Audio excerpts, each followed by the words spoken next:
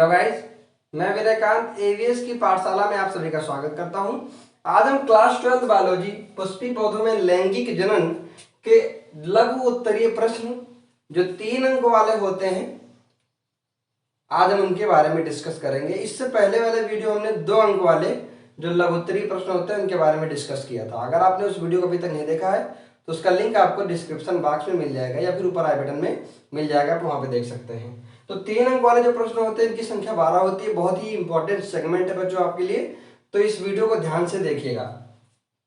जिसमें सबसे पहला आज का हमारा क्वेश्चन है, परागकण के अंकुरण की प्रक्रिया को उपयुक्त चित्र द्वारा समझाइए, अथवा आवृतबीजी पादपों के नर युग्मकोद्भिद का संक्षिप्त विवरण दीजिए। तो यहाँ पे पूछा गया है परागकण के अंकुरण। परागकण जो परागकण होता है ये नर युग्मकोद्भिद की प्रथम कोशिका होती है, या इसको नर युग्मकोद्भिद भी कहा जाता है। इसका जो है संक्षिप्त विवरण देना, इसके बारे में हमको बात करना है। ये 2007, 10, 12, 13, 16 की परीक्षा में पूछा गया है, बहुत ही इंपॉर्टेंट है और ये 2021 में इसके पूरे चांसेस हैं आने के। तो बच्चों जैसा हम बताते जा रहे हैं आप लोगों को ऐसे ही आंसर लिखना है। इसमें कहीं भी कोई भी प्रकार का डर या शंका आप लोग मत रखिएगा। मैं जो आंसर आपको बताने जा रहा हूँ बहुत ही सिंपल होगा और आप इसको आसानी से समझ जाएंगे, ठीक है। तो यहाँ पर परागकण के बारे में हम जान लेते हैं। परागकण कैसा होता है? जब ये लघु बीजाणुधानी से बाहर निकलता है तो इसकी जो संरचना होती है इस प्रकार से होती है। इसमें एक केंद्रक होता है और कोशिका द्रव्य इसमें भरा होता है। इस तरह से इसकी संरचना होती है, इस तरह से इसकी संरचना होती है। इसमें दो, यहाँ पे आप देखिए तो जो परागकण या लघु बीजाणु होता है ये नर युग्मकोद्भिद की प्रथम कोशिका होती है। ये या तो गोलाकार होती है या फिर अंडाकार होती है और इसका जो आवरण होता है 2 स्तरों में बटा होता है।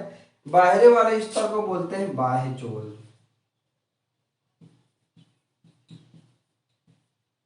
दूसरा वाला जो अंदर वाला होता है स्तर उसे बोलते हैं अंतःचोल।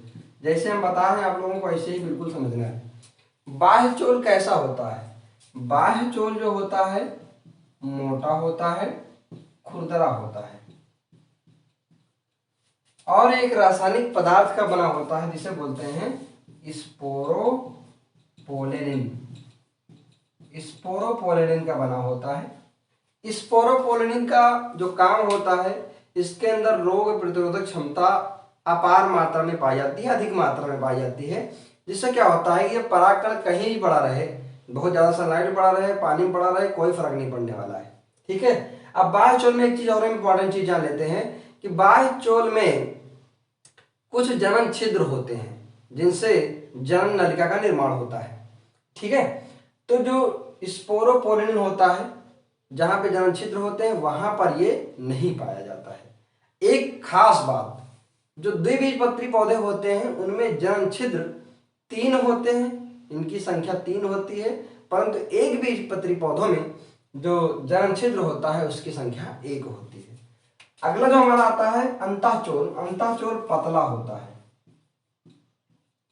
उसके अलावा ये कोमल होता है और ये पेक्टो सेलुलोज का बना होता है। पेक्टोसेलुलोज का बना होता है। आइए हम जानते हैं कि ये अंकुरण किस प्रकार करता है, ठीक है। जब अंकुरण होता है परागकण का तो उसकी संरचना किस प्रकार से बदल जाती है ये हम समझेंगे। सबसे पहले जब लघु बीजाणुधानी से परागकण बाहर निकलता है तो वो 2 कोशिकाओं में, यानी कि 2 इसके अंदर जो न्यूक्लियस होता है वो 2 न्यूक्लियस में बट जाता है। इस प्रकार से इसको हम समझ सकते हैं।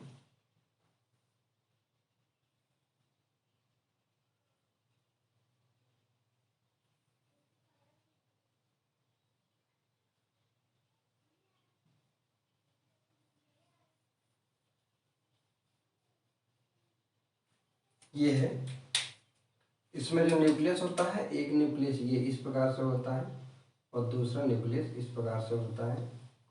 एक न्यूक्लियस बड़ा होता है जिसे वर्धी केंद्रक बोला जाता है और एक छोटा होता है जिसे जनन केंद्रक कहा जाता है। ये आपको याद रखना बेटा, बहुत ही इंपॉर्टेंट है। ठीक है, ये बड़ा केंद्रक है जिसे वर्धी केंद्रक कहा जाता है।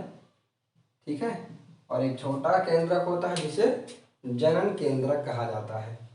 वर्धी केंद्रक जो होता है इसे वर्धी कोशिका भी कह सकते हो, इसे जनन कोशिका भी कह सकते हो। ठीक है, इसके अंदर न्यूक्लियस है। अब ये जो वर्धी केंद्रक होता है ये क्या करता है कि इसके पास जो जनन छिद्र है, ये जनन छिद्र है, इसे बोलते हैं जनन छिद्र। ये है जनन छिद्र। यही बात कर रहे थे कि जनन छिद्र की जगह पर स्पोरोपोलिन नहीं होता है, बाकी और जगह जो होते हैं ये यहाँ पर स्पोरोपोलिन होगा, लेकिन यहाँ पे स्पोरोपोलिन नहीं होता है। यहाँ से जनन छिद्र का निर्माण होता है। तो होता क्या है कि जब ये लघु बीजाणु से बाहर आएगा, लघु बीजाणु होने से बाहर आएगा, तो ये दो केंद्रक में बढ़ जाता है। बड़ा केंद्रक वर्धी केंद्रक, छोटा केंद्रक इसे बोलते हैं जनन केंद्रक बोलते हैं। अब ये जो वर्धी केंद्रक है ये प्रस्फुटन करेगा जनन की छिद्र के पास से और किस प्रकार की संरचना बनाएगा।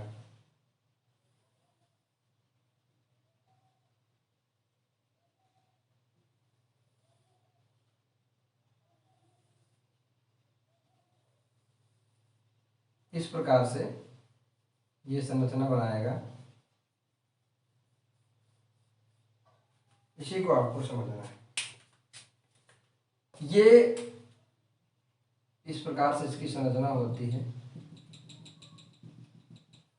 अब जैसे ही ये जो वर्धी केंद्रक है ये जनन छिद्र से बाहर निकलेगा तो क्या होगा कि ये एक लंबी नलिका जैसी संरचना बनाती है जिसे पराग नलिका कहा जाता है। क्या कहा जाता है? पराग नलिका कहा जाता है।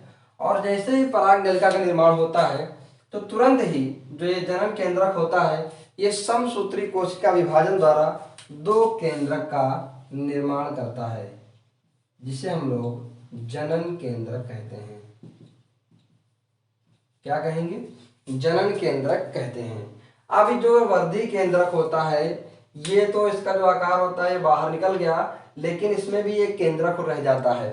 जब ये केंद्रक अंदर रह जाता है धीरे धीरे क्या होता है, कुछ समय पश्चात ये केंद्रक नष्ट हो जाता है। क्या हो जाता है? नष्ट हो जाता है। और इस प्रकार से नर युग्मक यानी कि नर युग्मकोद्भिद का निर्माण होता है। तो इसको हम शॉर्टली समझ लेते हैं। जो परागकण होता है ये नर युग्मकोद्भिद की प्रथम कोशिका होती है। इसका जो आकार होता है गोलाकार होता है या अंडाकार होता है। इसकी दो परतें पाई जाती हैं। बाह्य परत को बाह्य चोल कहते हैं, अंतः परत को अंतः चोल कहते हैं। अंदर वाली परत को अंतः चोल कहते हैं। बाह्य चोल मोटा होता है, खुरदरा होता है और स्पोरोपोलिन का बना होता है, जिसमें बहुत अधिक रोग प्रतिरोधक क्षमता पाई जाती है। बाह्य चोल में जनन छिद्र पाए जाते हैं। द्विबीजपत्री में जनन छिद्र की संख्या 3 होती है, एक बीजपत्री में 2 होती है। ठीक है, अंतःचोल पतला होता है, कोमल होता है और एक पेक्टोसेलुलोज का बना होता है, जिसमें गाढ़ा कोशिका द्रव्य भरा होता है, यानी कोशिका द्रव्य की रक्षा करता है। ठीक है, तो ये हो गया। जैसे ही लघु बीजाणुधानी से बाहर आता है तो इसमें दो न्यूक्लियस में विभाजित हो जाता है, जिसे एक जनन केंद्रक कहते हैं और एक वर्धी केंद्रक कहते हैं। तो जो वर्धी केंद्रक होता है ये पराग नलिका का निर्माण करता है। इसमें भी केंद्रक होता है, लेकिन बाद में धीरे धीरे क्या हो जाता है, केंद्रक नष्ट हो जाता है। जैसे ही पराग नलिका का निर्माण हो जाता है तो जनन केंद्रक है, ये जनन केंद्रक समसूत्री विभाजन द्वारा दो केंद्रक में बढ़ जाता है, जिसे जनन केंद्रक कहा जाता है। ठीक है, जिसे हम लोग नर युग्मक भी कह सकते हैं। ये जो है किसका निर्माण करते हैं? नर युग्मक। अब हम लोग नेक्स्ट क्वेश्चन देखते हैं। अगला क्वेश्चन है, आवृत बीजी के प्रारूपिक बीजांड की संरचना का सचित्र वर्णन कीजिए। ये 2006, 7, 9, 10 कितना इंपॉर्टेंट क्वेश्चन है। अथवा करके परिपक्व बीजांड की अनुदैर्ध्य गांठ यानी आवृत बीजी पर टिप्पणी लिखिए। अगला क्वेश्चन इसी तरीके के मैं ये सेम क्वेश्चन है कि दूसरी तरीके से पूछा सकता है। एनाट्रोपस बीजांड पर संक्षिप्त टिप्पणी लिखिए। तो सबसे पहले हम ये बता देते हैं कि बीजांड को अंडाणु भी कहते हैं। ठीक है, अंडाणु जहां पर एग सेल का फॉर्मेशन होता है इसे अंडाणु भी कहते हैं। तो यह बीजांड की जगह पर अंडाणु भी लिखा हो सकता है। ठीक है बच्चों, इसको ध्यान समझिएगा। आवृतबीजी यानी कि पुष्प वाले पौधों में बीजांड यानी अंडाणु की संरचना का सचित्र वर्णन करना है। तो सबसे पहले हम ये जान लेते हैं कि बीजांड जो होता क्या है और ये पाया कहा जाता है। जैसे कि हम इस जो ये चैप्टर चल रहा है, इस चैप्टर हमने डिटेल में पढ़ाया है, इसको आप सर्च करेंगे एवीएस की पाठशाला पे सेकंड चैप्टर के नाम से तो आएगा, क्योंकि ये 2021 की परीक्षा के लिए 30% में जो रिड्यूस हुआ है पहला चैप्टर, उसकी जगह पे ये पहला चैप्टर ये हो गया है। तो ये एक पुष्प में कहाँ पाया जाता है, इसको हम पहले देख लेते हैं। इस प्रकार की संरचना होती है ये, और ये थोड़ा सा फूला हुआ भाग होता है ये जो है इस तरह की संरचना होती है। यहां से किसका फॉर्मेशन होता है, ये पुतंतु है, और यहाँ पर परागकोश करें, ये स्टिग्मा है यानी वर्तिकाग्र, ये स्टाइल यानी वर्तिका, और यहाँ पर है बीजांड की संरचना। ओवरी है ये अंडाशय जिसे कहा जाता है, और अंडाशय के अंदर ओव्यूल पाए जाते हैं। क्या पाए जाते हैं, अंडाशय के अंदर ओव्यूल पाए जाते हैं। इस तरह से इनकी संरचना होती है, और यहाँ पर ये जो संरचना होती है ये संरचना होती है बीजांड की संरचना, यहाँ पर ये पाए जाते हैं। ठीक है, तब इसकी संरचना हम देख लेते हैं किस प्रकार से इसकी संरचना होती है। ये जो संरचना बताने जा रहे हैं बहुत ही इंपॉर्टेंट संरचना है। इस तरीके की संरचना होती है।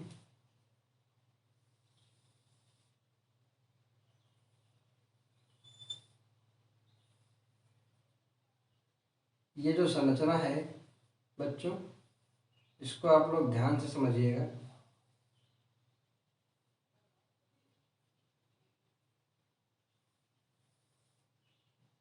इस तरह की संरचना होती है जिसके अंदर इस तरह की संरचना होती है। इसी को हमको डिटेल में समझना है। बीजांड है ये, और ये पाया कहाँ जाता है, यहां पर इस तरीके से यहाँ पाया जाता है। ये फ्लावर है, ये फीमेल रिप्रोडक्टिव ऑर्गन है, ये मेल रिप्रोडक्टिव ऑर्गन है। यहाँ पर पेटल्स भी हैं, है ना, इस तरीके से पेटल्स भी हैं, ये पेटल्स हैं यहाँ पर। ठीक है, पंखुड़ियाँ जिसे कहा जाता है फूल की। तो ये संरचना यहाँ पर पाई जाती है बीजांड की संरचना। अब इसमें हम लोग देख लेते हैं मेन पार्ट क्या क्या होते हैं जिनके बारे में हमको डिस्कस करना है। तो सबसे पहले ये जो वाला जो पार्ट होता है ये हाइलम से जुड़ा हुआ होता है, जिसे हम लोग क्या कहते हैं, स्टाक कहते हैं। इसे बोलते हैं स्टाक, यानी कि बीजांड व्रंत, इसे बोलते हैं बीजांड व्रंत। बीजांड व्रंत इसे कहा जाता है। ये जो है ये संरचना भ्रूण कोश है। इसकी प्रैक्टिस जितनी बार आप करेंगे उतना ही आपको समझ में आएगा। ये वाला भाग चलाजा कहलाता है, निभाग जिसे बोले जाते हैं, इसे निभाग कहते हैं। ठीक है, ये जो है ये अध्यावरण है जिसे इंटेगुमेंट्स कहा जाता है। ये वाला जो पार्ट है ये यहाँ पे जो सेल्स भरे होते हैं इसको बोलते हैं न्यूसेलस।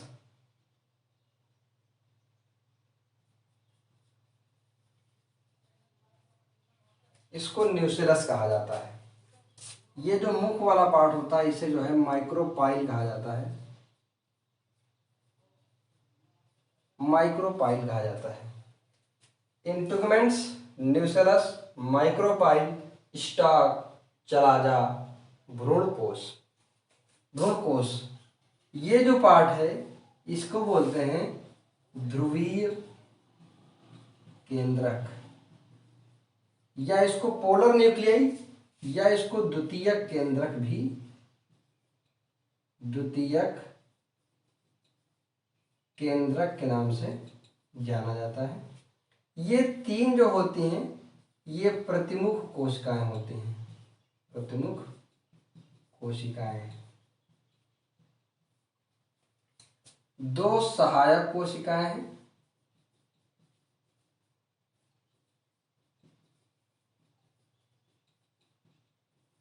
और ये जो बीच में एक सेल है इसे अंड कोशिका कहा जाता है, अंड कोशिका। इतनी संरचना हमको याद करनी है और ऐसे ही चित्र बना करके आप लोगों को एक एक पॉइंट लिखना है। कम से कम 7-8 पॉइंट आप लोगों को लिखना है। सबसे पहले पॉइंट में लिखना है आपको बीजांड व्रंत क्या होता है, जिसे स्टाक कहा जाता है। ये एक ऐसा बिंदु होता है जहां पर बीजांड जो है पिडसिल से आकर के जुड़ता है, जिसे हम लोग स्टाक कहते हैं। ठीक है, उसके बाद हम लोग लिखेंगे जो भ्रूण कोश का खुला हुआ मुंह होता है, जिसे माइक्रोपाइल कहा जाता है। माइक्रोपाइल की सहायता से पराग नलिका, इसके पहले वाले जो हमने क्वेश्चन का आंसर दिया था इसमें पराग नलिका का निर्माण हुआ था। पराग नलिका इस तरीके से यहाँ पर एंट्री करता है। ठीक है, अगला जो पार्ट होता है हमारा न्यूसेलस।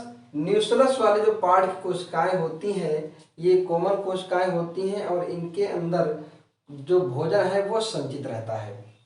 अगला है अध्यावरण। इंटेगुमेंट्स। इंटेगुमेंट्स का काम होता है कि भ्रूण कोश जो है इसकी रक्षा करता है। अगला हमारा है भ्रूण कोश। भ्रूण कोश के अंदर 2 सहायक कोशिकाएं, 1 अंड कोशिका, 2 ध्रुवीय केंद्रक और 3 प्रतिमुख कोशिकाएं पाई जाती हैं। माइक्रोपाइल के जस्ट अपोजिट वाले भाग को चलाजा कहते हैं, जिसे निभाग हिंदी में कहा जाता है। अब भ्रूण कोश के अंदर की बात कर लेते हैं। भ्रूण कोश के अंदर 2 सहायक कोशिकाएं होती हैं। ये सहायक कोशिकाएं पराग नलिका के अंदर प्रवेश करने में सहायता करती हैं। अगला है अंड कोशिका। अंड कोशिका जो है, जो भी पहले क्वेश्चन में हमने बताया था कि 2 नर केंद्रक का निर्माण होता है, जिसे नर युग्मक कहा जाता है। नर युग्मक एक अंड कोशिका से जो है निषेचन करके जायगोट यानी कि युग्मनज का निर्माण करता है, जो आगे चलकर भ्रूण बनाता है। अगला है द्वितीय केंद्रक या ध्रुवीय केंद्रक जिन्हें कहा जाता है। द्वितीय केंद्रक जो दूसरा नर युग्मक होता है उससे संलयित करके, यानी कि 2 इसमें केंद्रक हैं और 1 नर युग्मक और आता है, इस प्रक्रिया को बोलते हैं त्रिसंलयन। तो ये त्रिसंलयन की प्रक्रिया द्वारा भ्रूण पोष का निर्माण करता है। किसका निर्माण करता है? भ्रूण पोष का। भ्रूण पोष का निर्माण करता है। जब ये भ्रूण पोष का निर्माण करता है तो भ्रूण पोष का काम क्या होता है ये भी हम समझ लेते हैं। भ्रूण पोष का काम होता है जो नर युग्मक और अंड कोशिका संयोजन से बना भ्रूण होता है, उस भ्रूण को पोषण देने का काम कौन करता है? भ्रूण पोष करता है। अगला है प्रतिमुख कोशिकाएं। प्रतिमुख कोशिकाएं भी नष्ट हो जाती हैं बाद में, ये पोषण देने का काम करती हैं। इतना हमको इस क्वेश्चन के आंसर में लिखना है प्यारे बच्चों। आई होप आप लोगों को ये समझ में आ गया होगा। आगे के हम 2 क्वेश्चन अगली वीडियो में डिस्कस करेंगे जो बहुत ही इंपॉर्टेंट क्वेश्चन है। तो अगर आपको ये वीडियो पसंद आया हो तो इस वीडियो को लाइक करें, ज़्यादा से ज़्यादा शेयर करें, ताकि आपकी जो क्लास में पढ़ने वाले बच्चे हैं वो भी समझ सकें कि किस प्रकार से एक बीजांड की संरचना के बारे में हम अच्छे से लिख सकते हैं। अगर आप हमारे चैनल पर नए आए हैं तो चैनल को सब्सक्राइब करके बेल आइकन को हिट करना ना भूलें, जिससे आगे के जो इम्पोर्टेंट क्वेश्चंस हैं 2021 की परीक्षा के लिए उनका नोटिफिकेशन सबसे पहले आपको मिले। धन्यवाद।